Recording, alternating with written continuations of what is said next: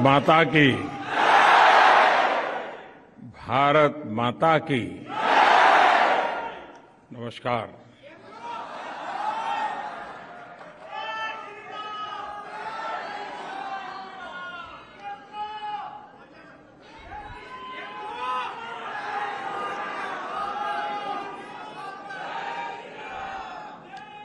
ये मेरा सौभाग्य है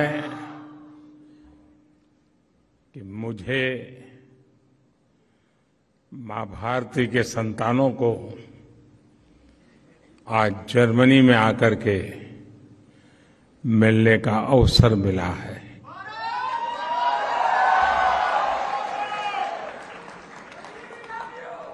आप सभी से मिलकर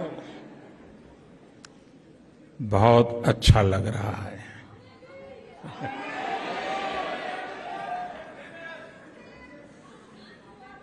आप में से बहुत से लोग जर्मनी के अलग अलग शहरों से आज यहां बर्लिन पहुंचे हैं। आज सुबह मैं बहुत हैरान था कि ठंडी का समय है, यहां भारत में गर्मी बहुत है इन दिनों, लेकिन कई छोटे छोटे बच्चे भी सुबह 4, साढ़े 4 बजे आ गए थे। आपका ये प्यार, आपके आशीर्वाद, ये मेरी बहुत बड़ी ताकत है।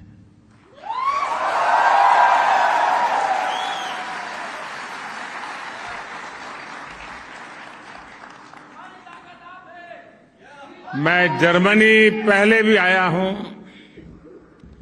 आप में से कई लोगों से पहले भी मिला हूं। आप में से कई लोग जब भारत आए हैं तब भी कभी कभी मिलने का मौका मिला है। और मैं देख रहा हूं कि हमारी जो नई पीढ़ी है, जो यंग जनरेशन है, ये बहुत बड़ी तादाद में नजर आ रहे हैं और इसके कारण युवा जोश भी है।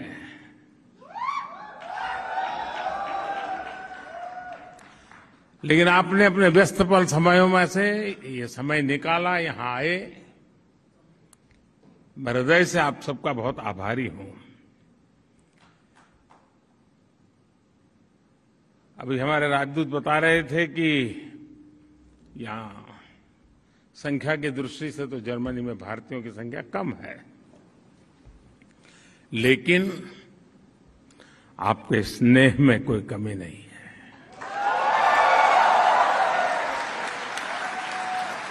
आपके जोश में कोई कमी नहीं है।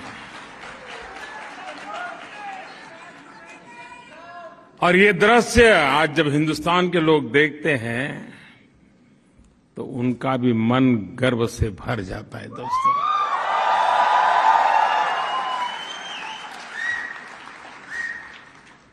साथियों, आज मैं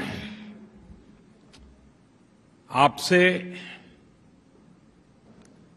न मैं मेरी बात करने आया हूं, न मोदी सरकार की बात करने आया हूं, लेकिन आज मन करता है कि जी भर के आप लोगों को, करोड़ों करोड़ों हिंदुस्तानियों के सामर्थ्य की बात करूं, उनका गौरवगान करूं, उनके गीत गाऊं।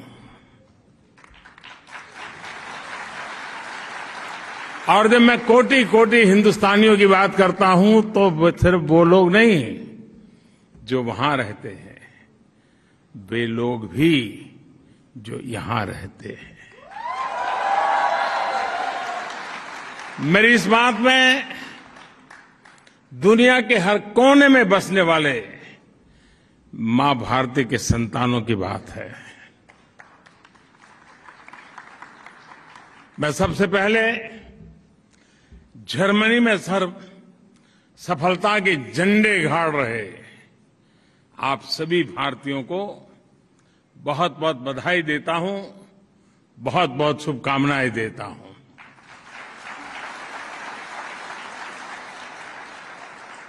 साथियों, 21वीं सदी का ये समय भारत के लिए, हम भारतीयों के लिए और विशेष करके हमारे नौजवानों के लिए बहुत महत्वपूर्ण समय है। आज भारत मन बन चुका है और भारत ने वो मन बना लिया है। भारत आज संकल्प लेकर के आगे बढ़ रहा है। आज भारत को पता है कहां जाना है, कैसे जाना है, कब तक जाना है।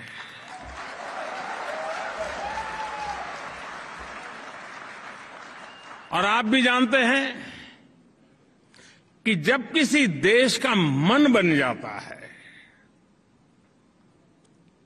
तो वो देश नए रास्तों पर भी चलता है और मनचाही मंजिलों को प्राप्त करके भी दिखाता है।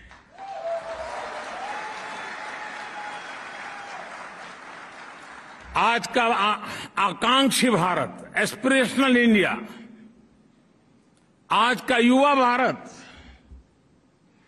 देश का तेज विकास चाहता है। वो जानता है कि इसके लिए राजनीतिक स्थिरता और प्रबल इच्छा शक्ति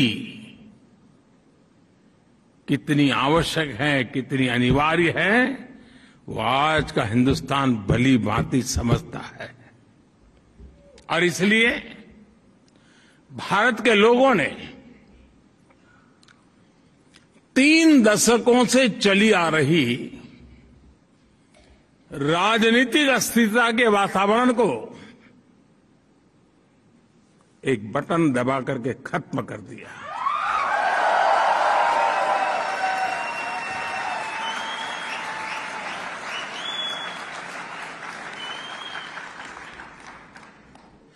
भारत के मतदाता को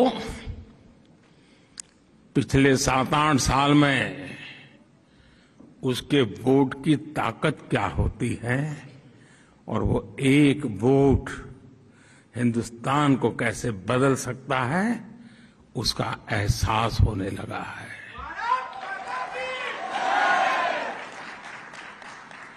सकारात्मक बदलाव और तेज विकास की आकांक्षा ही थी कि जिसके चलते 2014 में भारत की जनता ने पूर्ण बहुमत वाली सरकार चुनी और 30 साल के बाद ऐसा हुआ है। ये भारत की महान जनता की दूरदृष्टि है कि साल 2019 में उसने देश की सरकार को पहले से भी ज्यादा मजबूत बना दिया।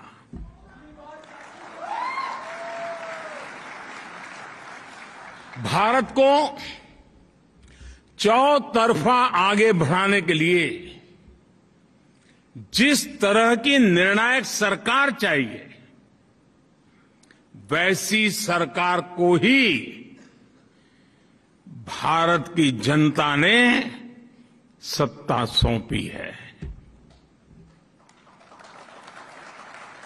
मैं जानता हूं साथियों कि उम्मीदों का कितना बड़ा आसमान हमसे जुड़ा हुआ है, मुझसे जुड़ा हुआ है। लेकिन मैं ये भी जानता हूं कि मेहनत की पराकाष्ठा करके खुद को खपाकर कोटि कोटि भारतीयों के सहयोग से, उन कोटि कोटि भारतीयों के नेतृत्व में भारत नई ऊंचाई पर पहुंच सकता है।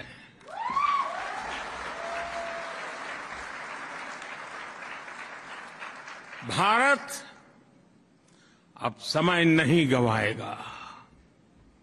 भारत अब समय नहीं खोएगा।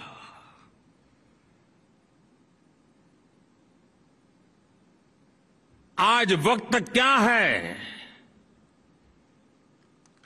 इस वक्त का सामर्थ्य क्या है और इसी वक्त में पाना क्या है, वह हिंदुस्तान भली भांति जानता है।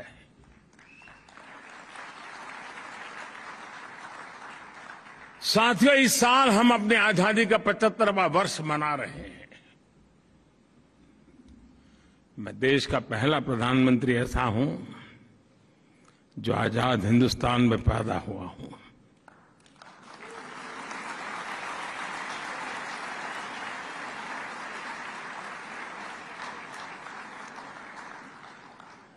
भारत जब अपनी आजादी के 100 वर्ष मनाएगा, अभी 25 साल हमारे पास है, उस समय देश जिस ऊंचाई पर होगा, उस लक्ष्य को लेकर के आज हिंदुस्तान मजबूती के साथ एक के बाद एक कदम करते हुए तेज गति से आगे बढ़ रहा है। साथियों, भारत में ना कभी साधनों की कमी रही और ना ही संसाधनों की कमी रही। आजादी के बाद देश ने एक मार्ग तय किया, एक दिशा तय की, लेकिन समय के साथ जो बहुत सारे परिवर्तन होने चाहिए थे, जिस तेजी से होने चाहिए थे, जितने व्यापक होने चाहिए थे,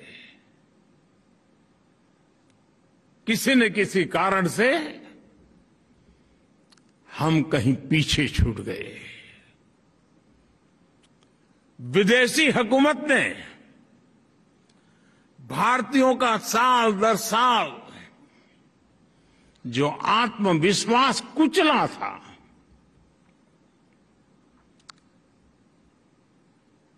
उसकी भरपाई का एक ही उपाय था, फिर से एक बार भारत के जन जन में आत्मविश्वास भरना, आत्मगौरव भरना, और उसके लिए सरकार के प्रति भरोसा बनना बहुत जरूरी था।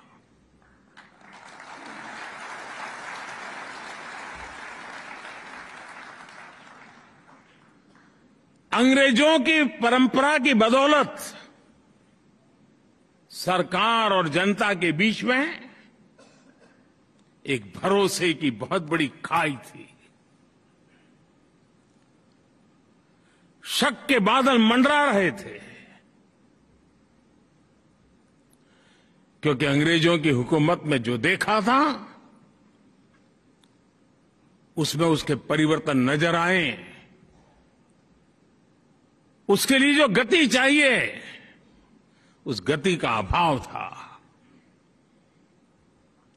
और इसलिए समय की मांग थी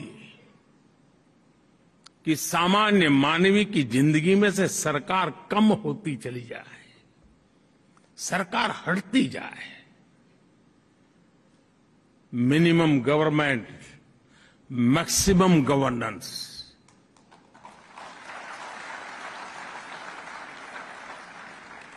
जहां जरूरत हो वहां सरकार का अभाव नहीं होना चाहिए, लेकिन जहां जरूरत न हो वहां सरकार का प्रभाव भी नहीं होना चाहिए।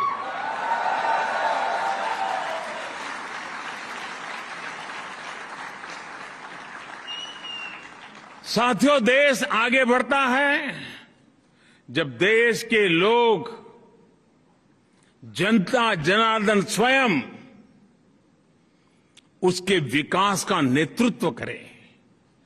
देश आगे बढ़ता है जब देश के लोग आगे आकर के उसकी दिशा तय करें। अब आज के भारत में सरकार नहीं, मोदी नहीं, बल्कि देश की कोटि कोटि जन ड्राइविंग फोर्स पर बैठे हुए हैं।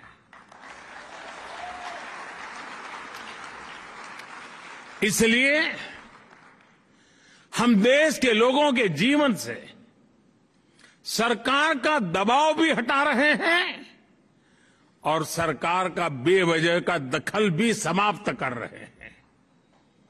हम रिफॉर्म करते हुए देश को ट्रांसफॉर्म कर रहे हैं। और मैं हमेशा कहता हूं, रिफॉर्म के लिए पॉलिटिकल विल चाहिए, परफॉर्म के लिए गवर्नमेंट मशीनरी का एस्टैब्लिशमेंट चाहिए और रिफॉर्म के लिए जनता जनार्दन की भागीदारी चाहिए। और तब जाकर के रिफॉर्म, परफॉर्म, ट्रांसफॉर्म की गाड़ी आगे बढ़ती है। आज Bharat ease of living, quality of life, ease of employment, quality of education, ease of mobility, quality of travel, ease of doing business, quality of services, quality of products, हर क्षेत्र में तेजी से काम कर रहा है, नए आयाम स्थापित कर रहा है।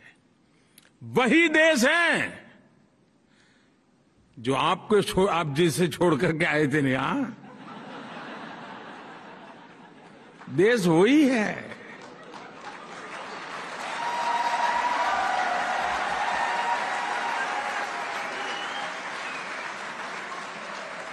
ब्यूरोक्रेसी भी वही है, दफ्तर भी वही है, टेबल भी वही है, कलम भी वही है, फाइल भी वही है। वही सरकारी मशीन है, लेकिन अब नतीजे बहुत बेहतर मिल रहे हैं।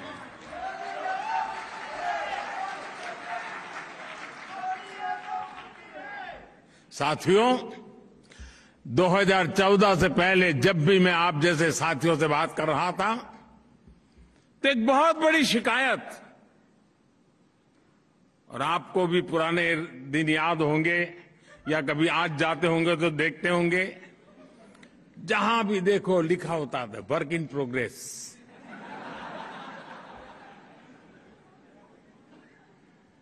मैं किसी की आलोचना नहीं कर रहा, लेकिन हमारे यहां होता यही रहा कि पहले कहीं सड़क बनती है, फिर बिजली के लिए सड़क खोदी जाती है, फिर पानी वाले पहुंचते हैं, वो पानी फेर देते हैं, फिर टेलीफोन वाले आते हैं, वो कुछ और ही खड़ा कर देते हैं। एक सड़क बजट खर्च हो रहा है, काम खत्म नहीं हो रहा है। ये मैंने सिर्फ एक उदाहरण दिया क्योंकि आपने अपनी आंखों से देखा है। और इसलिए होता है कि सरकारी विभागों का एक दूसरे के साथ न तो संवाद होता है और न ही जानकारियों का कोई तालमेल। सब अपनी अपनी दुनिया बनाकर उसमें बैठे हुए हैं। हर एक के पास रिपोर्ट कार्ड है कि मैंने इतनी सड़क बना दी, कोई कहे कि मैंने इतने तार डाल दिए, कोई कहे मैंने इतनी पाइप डाल दी, लेकिन परिणाम work in progress. In silos को तोड़ने के लिए अब हमने पीएम गति शक्ति नेशनल मास्टर प्लान बनाया है। चारों तरफ उसकी तारीफ हो रही है।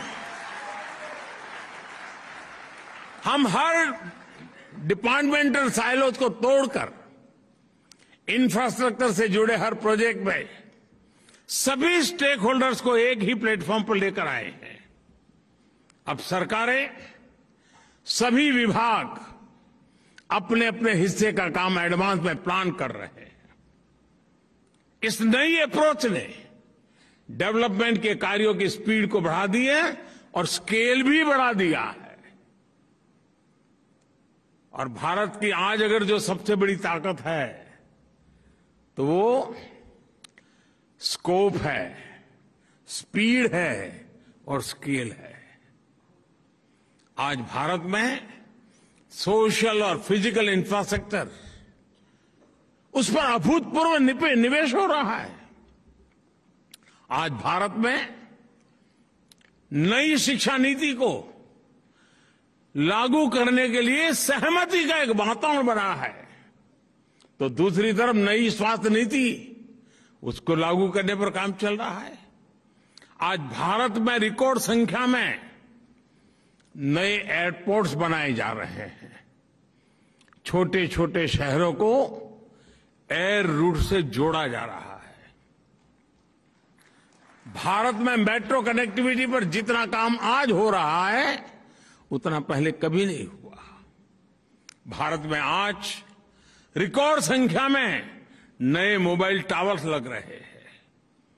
अब भारत 5G दस्तक दे रहा है। भारत में भी, भारत में आज रिकॉर्ड संख्या में गांवों का ऑप्टिकल फाइबर से जोड़ा जा रहा है। कल्पना कर सकते 6 लाख गांवों में ऑप्टिकल फाइबर नेटवर्क पहुंचेगा। हिंदुस्तान के गांव दुनिया के साथ किस प्रकार से अपना नाता जोड़ेंगे, इसकी आप कल्पना कर सकते हैं। भारत में, और जर्मनी में बैठे हुए आप लोग इस बात को ज्यादा समझ पाएंगे, भारत में जितनी फास्ट इंटरनेट कनेक्टिविटी है,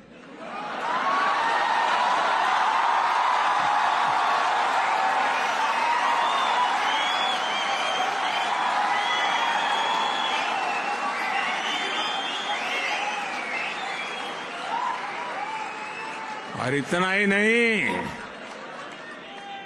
तालियां तो अब बजने वाली है। तालियां इस बात पर बजने वाली हैं कि जितना सस्ता डेटा है वो बहुत से देशों के लिए अकल्पनीय है।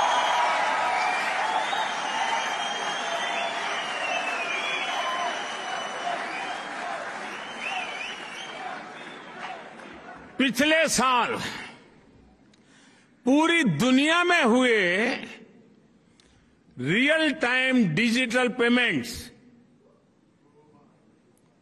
कान खोल दो, रियल टाइम डिजिटल पेमेंट में से मैं पूरी दुनिया की बात कर रहा हूं। अब भारत छोटा नहीं सोचता है।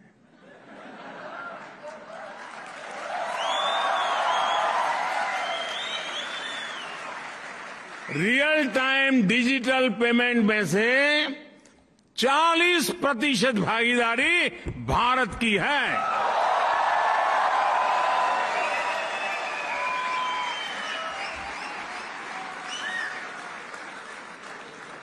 साथियों, मैं एक और बात आपको बता दूं, जिसे जानकर पता नहीं आप बैठे रहेंगे कि नहीं बैठे रहेंगे, लेकिन आपको जरूर अच्छा लगेगा। भारत में अब ट्रैवल करते समय, कहीं आते जाते समय जेब में कैश लेकर चलने की मजबूरी करीब करीब खत्म हो चुकी है।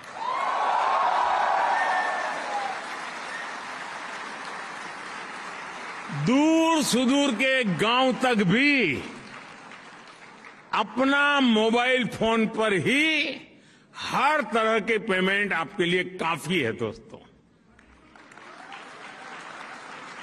साथियों, आज भारत में गवर्नेंस में टेक्नोलॉजी का जिस तरह इंक्लूजन किया जा रहा है, वो नए भारत की नई पॉलिटिकल विल भी दिखाता है और डेमोक्रेसी की डिलीवरी क्षमता का भी प्रमाण है। आज केंद्र, राज्य और लोकल सरकारों की लगभग, ये भी आंकड़ा थोड़ा अजूबा, आज आपके लिए अजूबा होगा, केंद्र सरकार, राज्य सरकार और लोकल सेल्फ गवर्नमेंट, इनकी करीब करीब 10,000 सेवाएं, 10,000 सर्विसेज ऑनलाइन उपलब्ध है।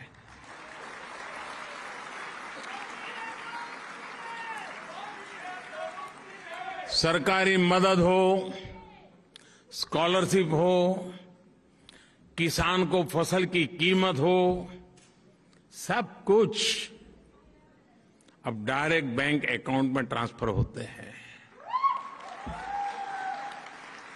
अब किसी प्रधानमंत्री को ये कहना नहीं पड़ेगा कि मैं दिल्ली से 1 रुपया भेजता हूं और 15 पैसा पहुंचते हैं।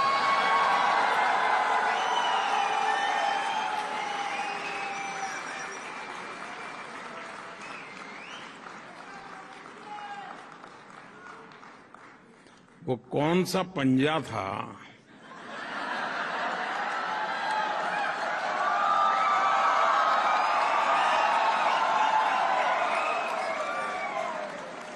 जो 85 पैसा घिस लेता था?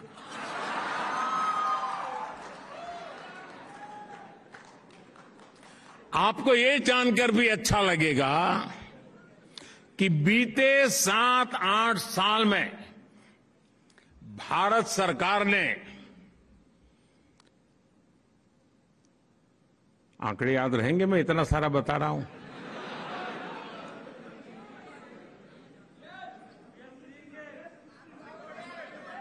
डरो मत,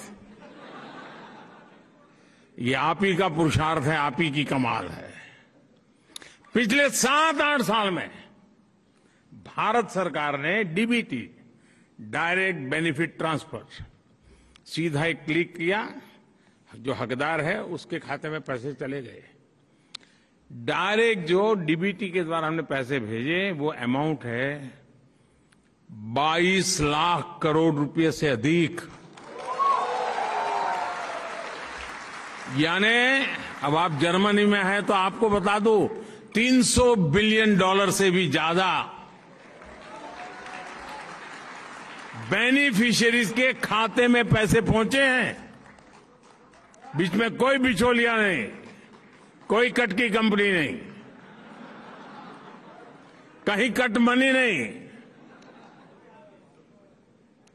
इस वजह से सिस्टम में कितनी बड़ी ट्रांसपेरेंसी आई है, और उसके कारण जो भरोसे की खाई थी, उस खाई को भरने का बहुत बड़ा काम इन नीतियों के कारण, इस नीयत के कारण और इस टेक्नोलॉजी के माध्यम से हो पाया है।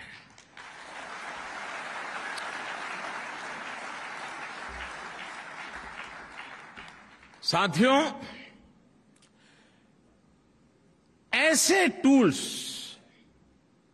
जब हाथ में आते हैं, जब नागरिक एम्पावर होता है, तो बहुत स्वाभाविक है वो आत्मविश्वास से भर जाता है। वो खुद संकल्प लेना शुरू करता है और वो स्वयं संकल्प को सिद्धि में परिवर्तित करने के लिए परिश्रम की पराकाष्ठा करके देखता है, और तब जाकर के देश दोस्तों आगे बढ़ता है। और इसलिए दोस्तों, नया भारत आप सिर्फ सिक्योर फ्यूचर की नहीं सोचता, बल्कि भारत रिस्क लेता है, इनोवेट करता है, इंक्यूबेट करता है। मुझे याद है 2014 के आसपास हमारे देश में, इतना बड़ा देश, सिर्फ 200-400 ही स्टार्टअप्स हुआ करते थे। कितने? जरा याद रख के बोलो ना यार। हाँ, और आज 8 साल पहले 200, 300 या 400 स्टार्टअप्स आज 68,000 से भी ज्यादा स्टार्टअप्स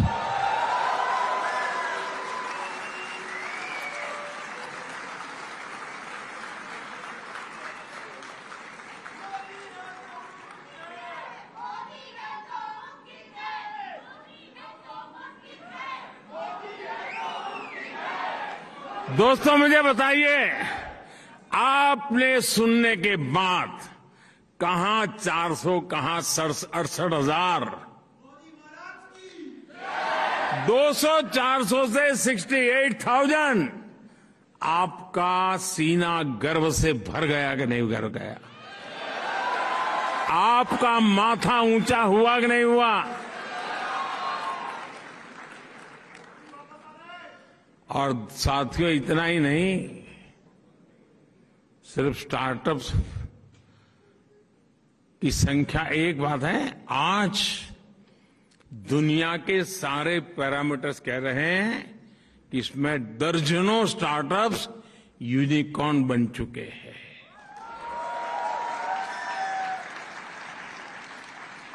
और अब मामला यूनिकॉर्न पर अटका नहीं है दोस्तों। आज मैं गर्व से कहता हूं कि मेरे देश में बहुत सारे यूनिकॉर्न्स देखते ही देखते डेकाकॉर्न भी बन रहे हैं।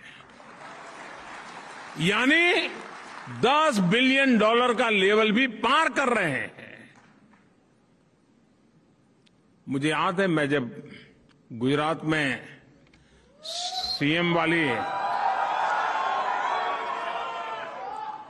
सीएम वाली नौकरी करता था,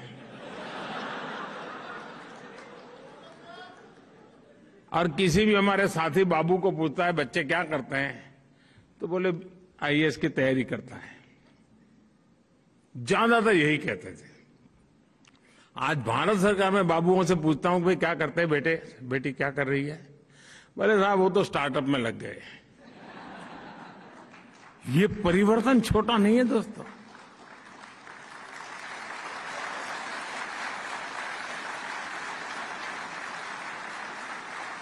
साथियों, मूल बात क्या है? मूल बात यही है, आज सरकार इनोवेटर्स के पांवों में जंजीर डालकर नहीं, उनमें जोश भर करके उन्हें आगे बढ़ा रही है।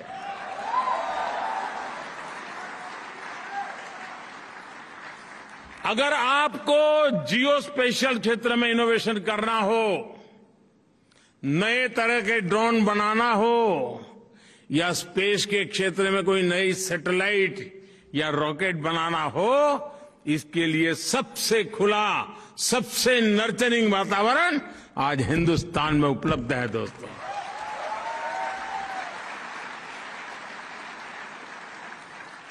एक समय में भारत में कोई नई कंपनी रजिस्टर कराना चाहता था तो उसे रजिस्ट्री में कागज डालने के बाद वो भूल जाता था, तब तक रजिस्ट्री नहीं होती थी।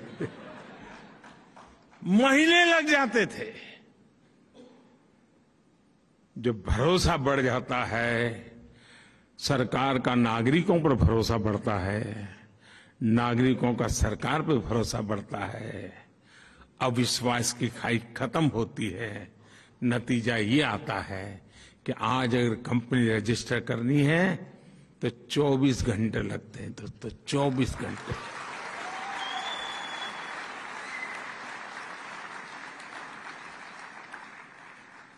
बीते कुछ वर्षों में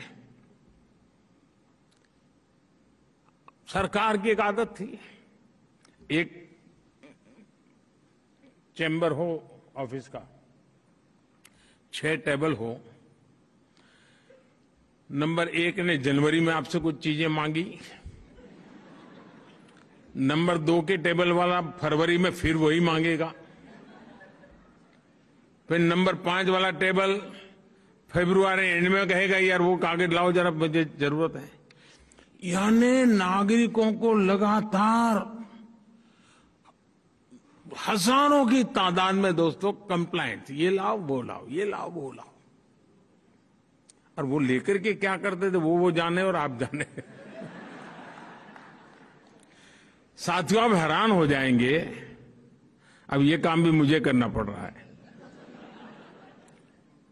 25,000 से ज्यादा कंप्लायंस खत्म किए हमने।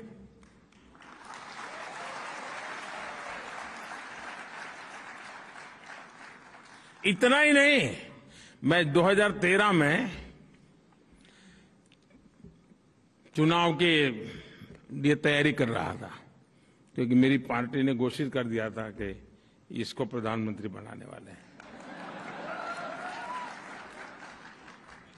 तो मैं जाता गया ऐसे भाषण करता था लोगों से। तो एक दिन दिल्ली में सब व्यापारियों ने मुझे बुलाया। तो व्यापारियों का बड़ा सम्मेलन था और उसमें जो मेरे आगे सज्जन बोल रहे थे वो कह रहे थे, देखिए वो कानून बना है, वो कानून बना है, ये कानून बना है, इसका कानून बना, सारा ढेर सारे कानून बता रहे थे। अब चुनाव के समय तो सब लोग यही कहते हैं, ठीक है मैं कर लूंगा। लेकिन दोस्तों, मैं जरा दूसरी मिट्टी का इंसान हूं।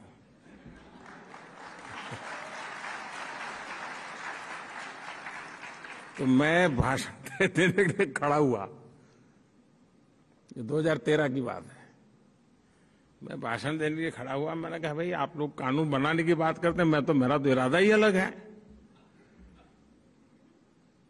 मुझे पता नहीं, मैं आपको बताऊंगा वोट दोगे कि नहीं दोगे, मेरी तो छुट्टी कर दोगे आप लोग। मैंने कहा, मैं आपको वादा करता हूं, मैं हर दिन एक कानून खत्म करूंगा आकर के।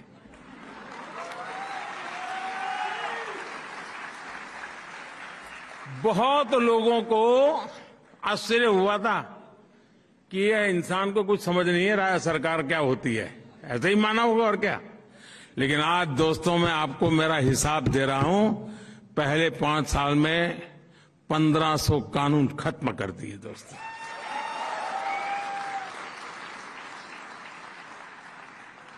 ये सब क्यों? ये नागरिकों पर ये कानूनों की जंजाल का बोझ क्यों? ये भारत देश आजाद हो चुका है ना। देश मोदी का नहीं है, देश 130 करोड़ नागरिकों का है।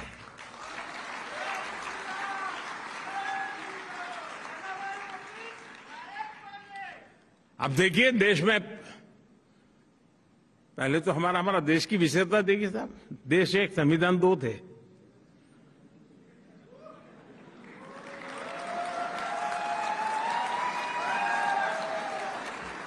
क्यों इतनी देर लगी? पुराने जमाने में कहते थे ट्यूबलाइट।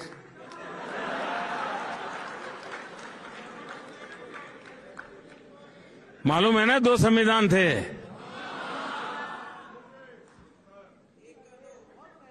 सात दशक हो गए दोस्तों, 7 दशक हो गए एक देश एक संविधान लागू करते करते।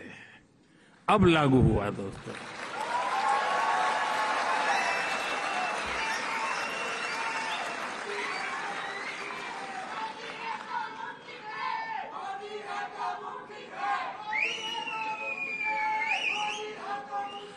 गरीब को राशन कार्ड दोस्तों, अगर वो जबलपुर में रहता है, राशन कार्ड वहां का है, और अगर मजबूरन उसको जयपुर में जाना पड़ा जिंदगी गुजारने के लिए, तो वो राशन कार्ड काम नहीं आता था। देश एक ही था, लेकिन राशन कार्ड अलग थे। आज 1 नेशन 1 राशन कार्ड हो गया।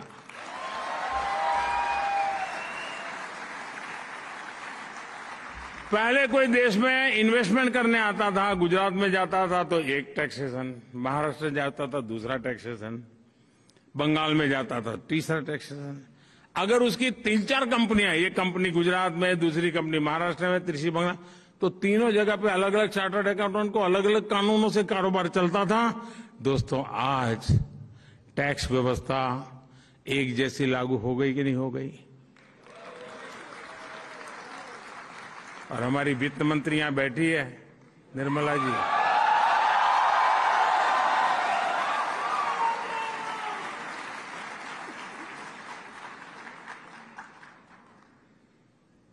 अप्रैल महीने में क्या हुआ मालूम है ना? जीएसटी का रिकॉर्ड कलेक्शन हो गया है 1,68,000 rupees, 1,68,000 crore. One nation one tax की दिशा में ये मजबूती के साथ हुआ कि नहीं हुआ दोस्तों? साथियों, मेक इन इंडिया आज आत्मनिर्भर भारत का ड्राइविंग फोर्स बन रही है। आत्मविश्वास से भरा भारत आज प्रोसेस ही आसान नहीं कर रहा है, बल्कि प्रोडक्शन लिंक इंसेंटिव से इन्वेस्टमेंट को सपोर्ट भी कर रहा है। इसका बड़ा प्रभाव भारत से होने वाले एक्सपोर्ट पर भी दिख रहा है। अभी कुछ दिन पहले हमने $400 बिलियन एक्सपोर्ट का रिकॉर्ड तोड़ दिया। अगर हम गुड एंड सर्विसेज को देखें तो पिछले साल भारत से $670 बिलियन यानी करीब करीब 50 लाख करोड़ रुपए का एक्सपोर्ट हुआ है। आंकड़ा देख करके हाथ जम गए क्या?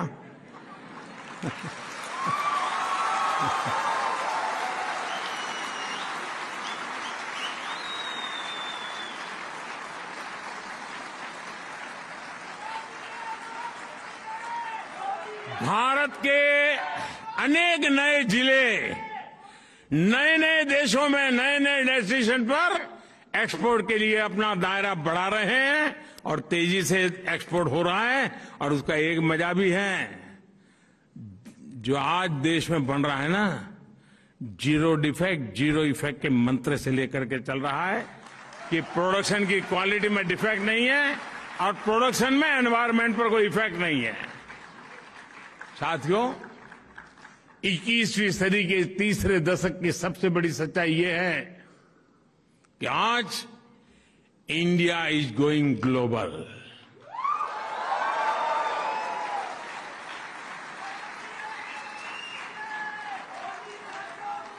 कोरोना के इसी काल में भारत ने 150 से ज्यादा देशों को जरूरी दवाइयां भेजकर अनेकों जिंदगियां बचाने में मदद की।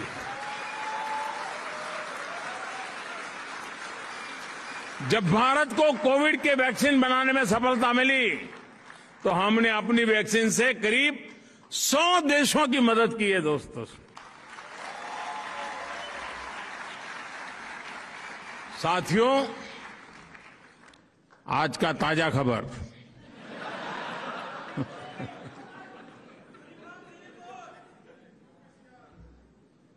रुकावट के लिए खेद है।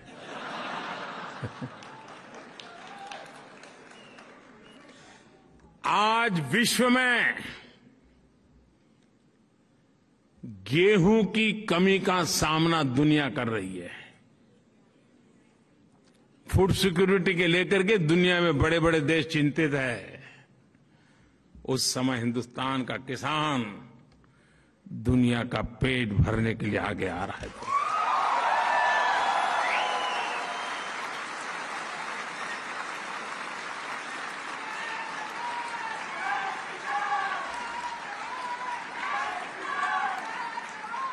साथियों, जब भी मानवता के सामने कोई संकट आता है तो भारत सॉल्यूशन के साथ सामने आता है।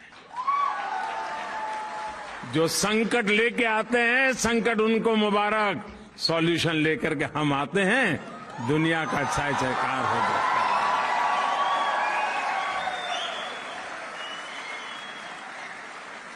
यही दोस्तों, यही नया भारत है, यही नए भारत की ताकत है।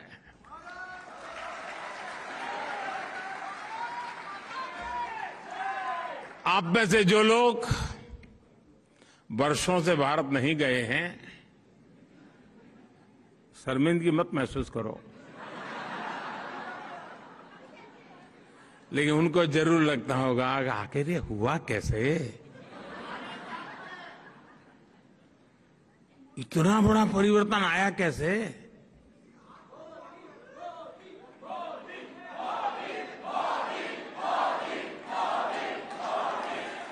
जी नहीं साथियों, आपका आंसर गलत है।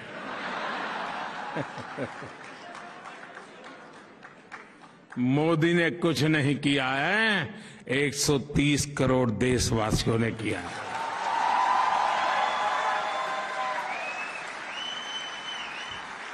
साथियों, ग्लोबल होते भारत में आपका योगदान भी बहुत होने वाला है, अहम होने वाला है। आज भारत में लोकल के प्रति जो क्रेज पैदा हुआ है वो वैसा ही है जब आजादी के आंदोलन के समय स्वदेशी वस्तुओं के लिए पैदा हुआ था। अरसे तक हमने देखा कि लोग ये बताया करते थे कि ये चीज हमने उस देश से खरीदी है, ये चीज उस देश की है, लेकिन आज भारत के लोगों में अपने स्थानीय उत्पादों को लेकर के गर्व की नई अनुभूति आई है। आपको भी पता होगा, आज से 20 साल 10 साल पहले जब आप घर चिट्ठी लिखते थे कि मैं फलानी तारीख को आ रहा हूं, तो फिर घर से चिट्ठी आती थी, आते समय ये ले आना। आज जब जाते हो तो घर से चिट्ठी आती है कि यहां सब मिलता है, मत लाना।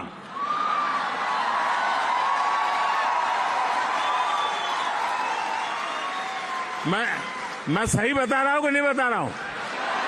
यही है ना।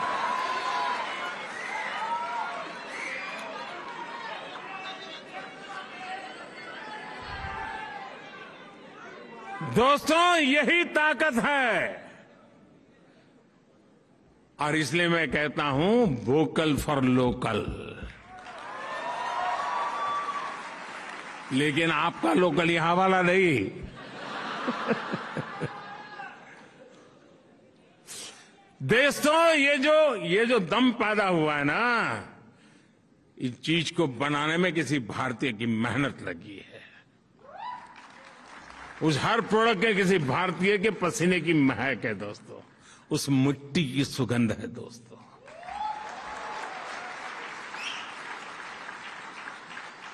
और इसलिए जो हिंदुस्तान में बना हुआ हो, हिंदुस्तान की मिट्टी की जिसमें सुगंध हो, हिंदुस्तान के युवा का जिसमें पसीना लगा हो, वो हमारे लिए फैशन स्टेटमेंट होना चाहिए दोस्तों।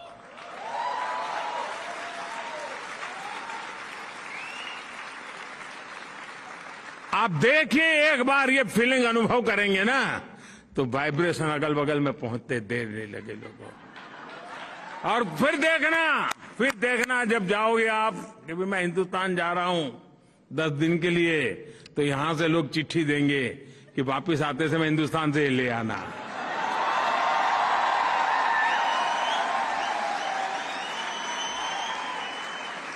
ऐसा होना चाहिए कि नहीं होना चाहिए?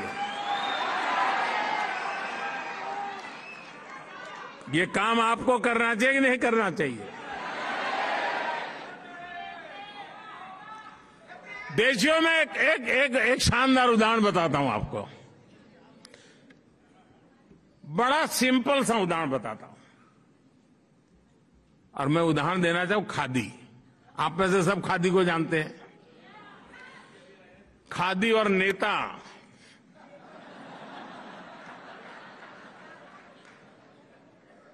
चोली दामन का नाता था।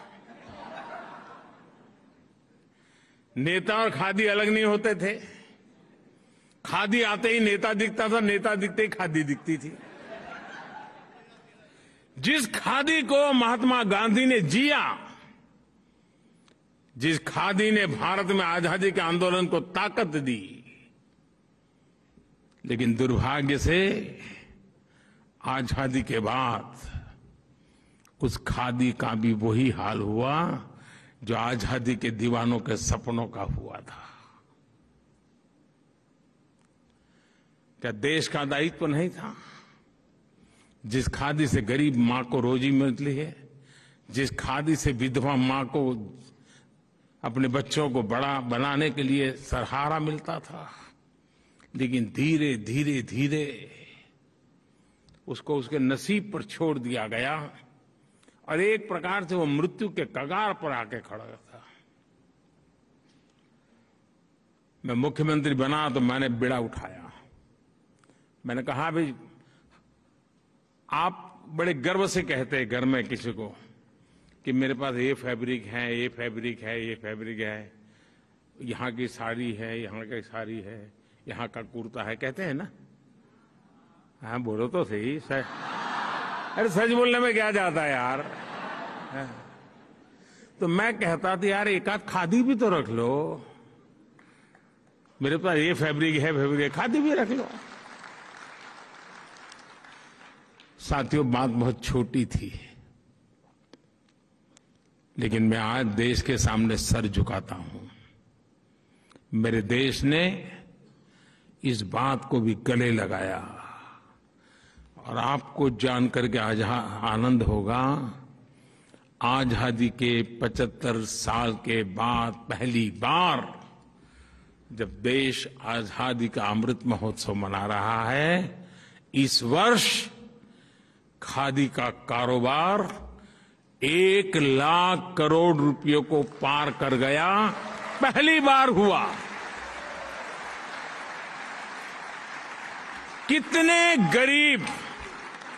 कितने गरीब विधवा माताओं को रोजी रोटी मिली होगी। देखो, पिछले 8 साल में खादी के उत्पादन में जो लगभग 250% की वृद्धि हुई है। और आप दायरा देखिए दोस्तों, मैं जिस मिजाज से स्टार्टअप की बात करता हूं ना, उसी मिजाज से खादी की भी बात करता हूं।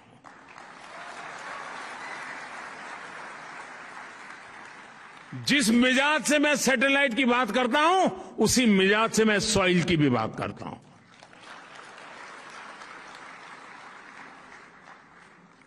साथियों, आज मैं आप सभी से यह आग्रह करूंगा कि भारत के लोकल को ग्लोबल बनाने में आप भी मेरा साथ दीजिए।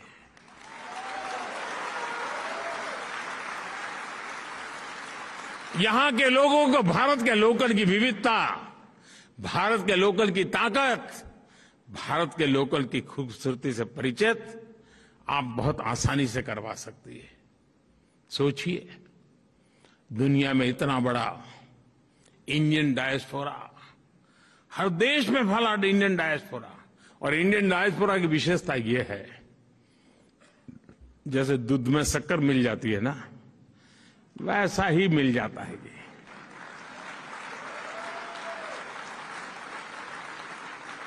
और पता ही नहीं चलता, वैल्यू एडिशन कर देता है, दूध को मीठा बना देता है। जिसके पास ये सामर्थ्य है, वो आसानी से हिंदुस्तान के लोकल को अपने प्रयासों से जर्मनी की धरती पर ग्लोबल बना सकता है।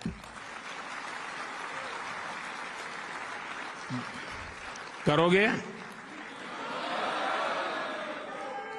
कैसी आवाज दब गई? करोगे? कहने में क्या जाता है, मोदी जी कहां दोबारा आए।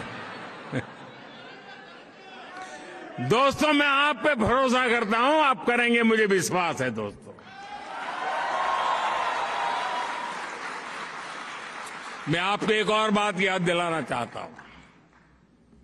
हमारा योग हो, हमारा आयुर्वेद हो, हमारी ट्रेडिशनल मेडिसिन के प्रोडक्ट्स हो, आप कल्पना नहीं कर सकते इसका आज इतना पोटेंशियल है। आप हिंदुस्तान से हैं ऐसा कहते ही सामने वाला आपको पूछता होगा, योग जानते हो? पूछता है कि नहीं पूछता है? और आप कुछ भी नहीं जानते, सिर्फ नाक पकड़ना बता दोगे तो भी मानेगा, है यार ये मास्टर है।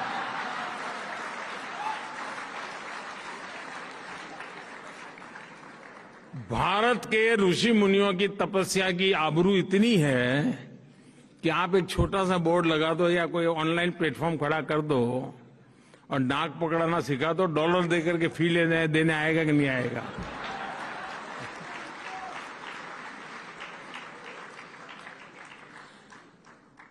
क्या ब्रांड वैल्यू बनाई होगी अपने ऋषियों ने साहब, हैं? हजारों वर्ष पहले ऋषि मुनियों ने जो तप करके छोड़ दिया रास्ता, आज दुनिया गला लगा रही है। लेकिन क्या आप उसके साथ जुड़े हैं क्या? मैं आपसे आग्रह करूंगा, 21 जून को इंटरनेशनल योगा डे है, बहुत दूर नहीं है। अभी से टोलियां बना करके चारों तरफ छा जाइए दोस्तों, हर किसी को नाक पकड़ना सिखा दो दोस्तों।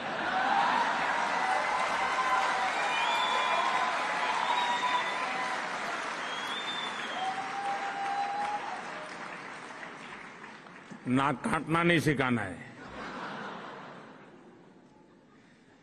साथियों, आज आपके बीच एक विषय की चर्चा करना चाहता हूं, वो है क्लाइमेट एक्शन। भारत में क्लाइमेट चैलेंज से निपटने के लिए हम पीपल पावर से टेक पावर तक हर समाधान पर काम कर रहे हैं। बीते 8 साल में हमने भारत में एलपीजी कवरेज को 50% से आसपास से बढ़ाकर करीब 100% कर दिया। भारत का एलईडी बल्ब, आप जर्मनी वाले हैं तो जरा बल्ब वाली बात जल्दी समझोगे।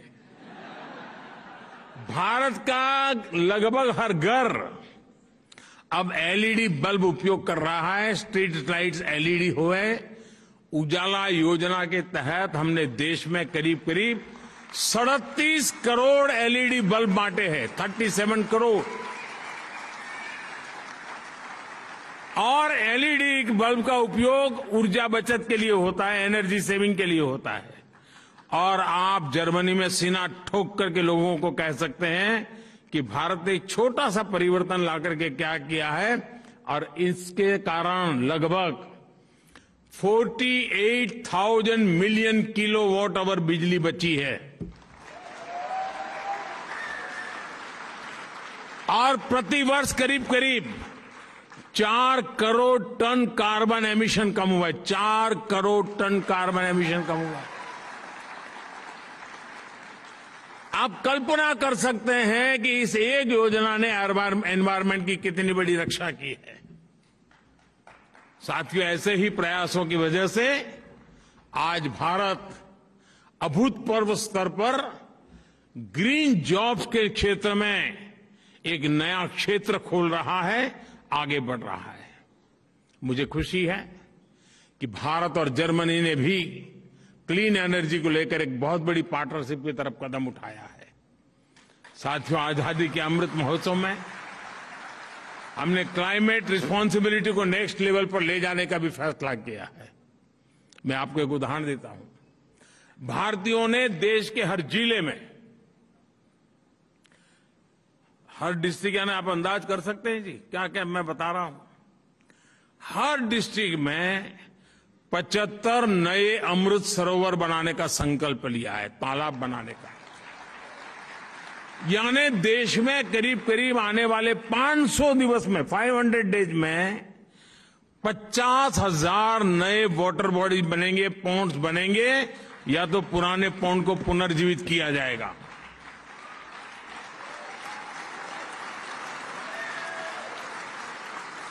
जल ये जीवन है, जल है तो कल है। नारे तो बहुत अच्छे लगते हैं, लेकिन जल के लिए भी तो पसीना बहाना पड़ता है दोस्तों। क्या आप इस अभियान से जुड़ सकते हैं? आप जिस गांव से आए हैं, उस गांव में एक तालाब बने, उस तालाब बनाने में आपका भी सहयोग हो। आप भी उनको प्रेरित करें, और आजादी के अमृत महोत्सव में अमृत सरोवर बनाने में दुनिया में फैले हुए हर हिंदुस्तानी का योगदान था। आप कल्पना कर सकते हैं आपको कितना आनंद होगा। साथियों, भारत की बेहतरीन समझ रखने वाले मशहूर जर्मन विद्वान मैक्स मूलर ने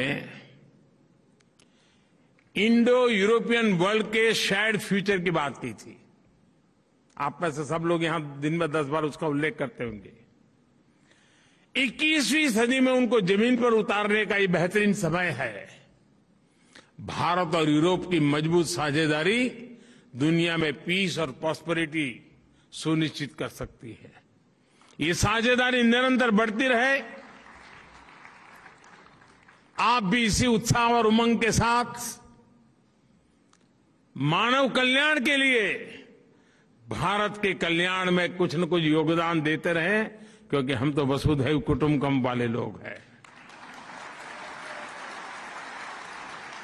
साथियों, आप जहां हो बहुत आगे बढ़ो, फलो फूलो, आपके सारे सपने पूरे हो, ये मेरी आपके लिए बहुत बहुत शुभकामनाएं हैं। और 130 करोड़ देशवासियों की शुभकामनाएं आपके साथ हैं। आप खुश रहें, स्वस्थ रहें। बहुत बहुत धन्यवाद।